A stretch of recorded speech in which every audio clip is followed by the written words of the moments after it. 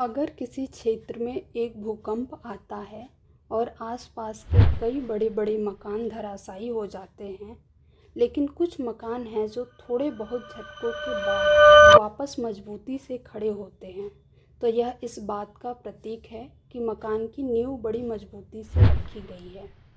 ऐसे ही किसी देश का भविष्य कितना समृद्ध व संपन्न होगा, यह उसकी आंतरिक दृढ़ता पर निर्भर करती है।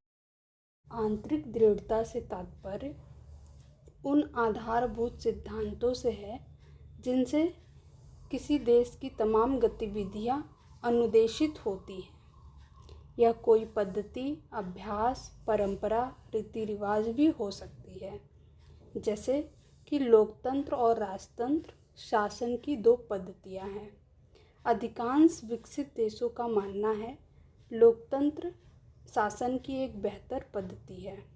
तो क्या सभी लोकतांत्रिक देश सफल होते हैं? दक्षिण एशिया के अधिकांश देश यथा भारत, बांग्लादेश, पाकिस्तान, अफगानिस्तान आदि लंबे अरसे तक औपनिवेशिक ताकतों के शिकार रहे हैं। कुछ मामलों में अफगानिस्तान को छोड़ दे तो सभी देशों की भौगोलिक व जलवायु दशा लगभग समान रही है। ये सभी क्षेत्र लगभग एक समान साझा इतिहास व संस्कृति के भी साक्षी रहे हैं। फिर वो कौन से कारण रहे हैं कि एक देश के रूप में जितना सफल भारत रहा है उतना बाकी अन्य नहीं, बल्कि कुछ लोगों की तो हस्ती ही सवालों के घेरे में है। आज के वीडियो में इसी बात की लेकिन पहले नज़र कुछ पिछले घटनाक्रमों पर। पहला घटनाक्रम 2021 में म्यांमार। वहां की सेना द्वारा सैन्य तख्ता पलटकर वहां की लोकतांत्रिक नेता आंग सान सू को जेल में डाल दिया जाता है। अभी भी म्यांमार में सैन्य शासन लागू है। इसी वर्ष दूसरी घटना अफगानिस्तान से यूएस मिलिट्री के वापसी के रूप में घटती है, जिसके कुछ महीनों बाद ही तालिबानी शासन लागू हो जाता है।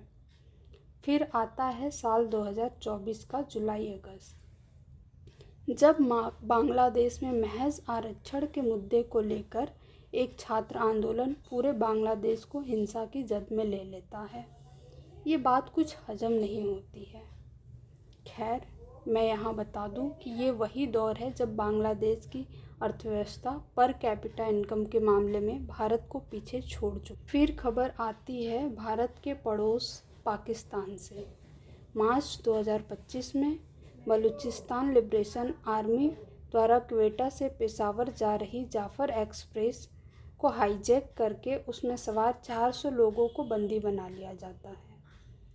मैं पाकिस्तान को लेकर के हालिया संदर्भ छोड़ भी दूँ तो प्रत्यक्ष को प्रमाण की आवश्यकता नहीं। जी बिल्कुल, बात बांग्लादेश की हो रही है, जो 1971 में पाकिस्तान से अलग होकर एक स्वतंत्र देश के रूप में स्थापित हुआ था।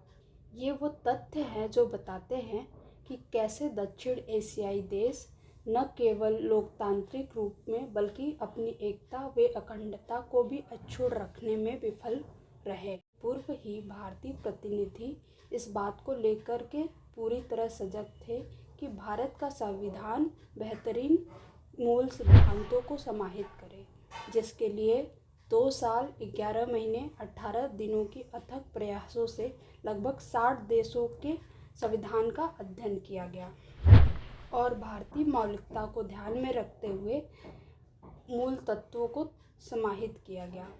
जैसा कि भारतीय संविधान की प्रस्तावना को देखकर ही पता लग जाता है, जिसमें भारत को एक संपूर्ण प्रभुत्व संपन्न समाजवादी पंथनिरपेक्ष लोकतंत्रात्मक गणराज्य बनाने की बात की गई है तथा इसके लिए उसके समस्त नागरिकों को सामाजिक, आर्थिक, राजनीतिक न्याय देने की बात की गई है। प्रस्तावना से साफ जाहिर होता है कि हर मामले में भारत अपने नागरिकों को सबल बनाने पर जोर दे रहा है। अगर व्यवस्थागत खामियों को छोड़ दूँ तो ये सिर्फ बात कहने भर की नहीं है, जिन मूलभूत नागरिक अधिकारों के लिए पूरा पश्चिम संघर्षरत रहा है, वहाँ के नागरिकों द्वारा बड़े बड़े आंदोलनों का आयोजन किया गया है कई कई जगहों पर हिंसात्मक घटनाएं तक घटी। वे नागरिक अधिकार भारतीयों को संस्थागत प्रक्रियाओं एवं संविधान में प्रावधानों के माध्यम से दे दिया गया। एक लोकतंत्र को मजबूत बनाने में मजबूत संस्थानों का महत्वपूर्ण योगदान होता है। भारत में चुनाव आयोग, वित्त आयोग, उच्चतम न्यायालय व उच्च न्यायालय जैसे संस्थानों को शक्तियां प्रत्यक्ष रूप से संविधान के माध्यम से प्रदान की। भारत ने अपने पहले चुनावों में चुनाव चिन्ह का प्रयोग कर अशिक्षित भारतीय जनता को लोकतंत्र में सहभागिता प्रदान की। ये पश्चिम को मुंहतोड़ जवाब भी था, जिसने भारत की लोकतंत्र की मंशा का मजाक बनाया था। महिलाओं को वोटिंग के अधिकार हो या पंचायतों से लेकर हालिया संसद में आरक्षण की बात, भारत हर संभव पहल को अपने नागरिकों को सबल बनाने के लिए कर रहा है। यहाँ मैं इस बात से इनकार नहीं करती कि इन सभी फैसलों की अपनी चुनौतियाँ हैं, पर एक साफ मंशा की तारीफ जरूर करूँगी। अब बाकी दक्षिण एशियाई देशों से तुलना के लिए वापस। म्यांमार में रोहिंग्या अल्पसंख्यकों पर की जा रही हिंसा एक अंतर्राष्ट्रीय मुद्दा है, जिसका एक भुक्तभोगी भारत भी है। भारत न केवल वैध रोहिंग्या शरणार्थी बल्कि अवैध शरणार्थियों की बढ़ती तादाद से जूझ रहा है। इससे ही म्यांमार में तख्ता पलट के बाद से ही विभिन्न समूह अपने मानव अधिकारों के लिए संघर्षरत हैं। अब बात अफगानिस्तान की। अफगानिस्तान के तथाकथित चुने हुए प्रतिनिधि उस वक्त देश की सार्वजनिक संपत्ति लूटकर विदेशों में भाग गए, जब अफगानी जनता के साथ खड़े रहकर तालिबानी शासन से बचाने की सख्त आवश्यकता थी। मैं यहाँ बता दूँ, तालिबानी एक धार्मिक कट्टरपंथी समुदाय है जो महिलाओं की शिक्षा और शासन में भागीदारी। वर्तमान स्थिति यह है कि अफगानिस्तान में तालिबान को एक मौन सहमति न केवल वहाँ की जनता से बल्कि विश्व के कई बड़े लोकतांत्रिक देशों से मिल चुका है। पाकिस्तान की हालत जग जाहिर है। पाकिस्तान में लोकतंत्र का मुखौटा पहनकर वहाँ की सेना ही शासन का बागडोर संभालती आई है। आतंकवाद का पनाहगार रहा पाकिस्तान खुद उसी गड्ढे में गिर गया जो उसने भारत के लिए खोदा था। पाकिस्तान की अपनी नागरिकों के प्रति दोहरी नीतियों के कारण ही 1971 में पूर्वी पाकिस्तान अर्थात आज के बांग्लादेश का निर्माण हुआ।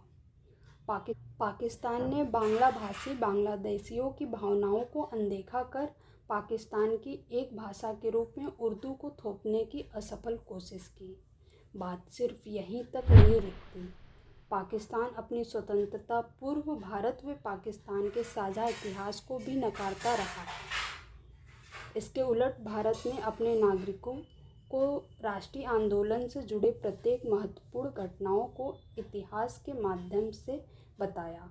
भारतीय इतिहास की पुस्तकों में जितना जिक्र गांधी, नेहरू, सुभाष, पटेल जैसे नेताओं का मिलता है, उतना ही हम जिन्ना, सर सैयद अहमद खान, खान अब्दुल गफ्तार खान के बारे में भी पढ़ते आए हैं।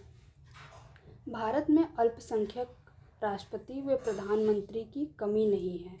इसके उलट पाकिस्तान में अल्पसंख्यकों के शीर्ष स्थान पर पहुंचना तो दूर की बात रही, वह अपने समान इस्लाम मानने वाले नागरिकों में भी भेदभाव रखता आया। 1975 में बांग्लादेश के संस्थापक शेख मुजीबुर रहमान के परिवार के सदस्यों की हत्या कर दी गई। इसके पश्चात देश में आपातकाल घोषित कर दिया गया और वहाँ के संविधान में समाजवाद व पंथ निरपेक्ष जैसे शब्दों को हटा करके बिस्मिल्लाह ए रहीम ए रहमान लिख दिया गया।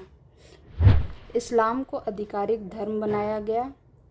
ऐसा करने वाले वही समुदाय हैं जो पूर्व में पाकिस्तान से अपने आप को ज़्यादा जुड़ा हुआ। इस घटना के बाद बांग्लादेश दो धड़ों में बंट गया। बांग्लादेश में एक समुदाय अवामी लीग शेख हसीना के नेतृत्व में उदारवादी विचारधारा को मानने वाला था, जबकि दूसरा खालिदा जिया के नेतृत्व वाली बांग्लादेश नेशनल पार्टी के तहत कट्टरपंथी विचारधारा को मानने वाले। 2009 में अवामी लीग शेख हसीना के नेतृत्व में एक स्थिर सरकार का निर्माण करती है। 16 साल के लंबे अरसे में इस सरकार पर कई बार पावर करप्शन के इल्ज़ाम लगते रहे हैं। शक्तियों का केंद्रीकरण व विपक्षियों का दमन इस सरकार द्वारा कई बार किया गया। इससे बांग्लादेश की जनता में एक आंतरिक असंतोष व्याप्त हो गया। वर्तमान तख्तापलट का एक मुख्य कारण यह भी रहा है। बांग्लादेश दक्षिण एशिया का वे एकमात्र देश है जहां सत्ता के शीर्ष प्रमुख चेहरे, वो चाहे पक्ष के हो चाहे विपक्ष के, औरतें रही हैं। लंदन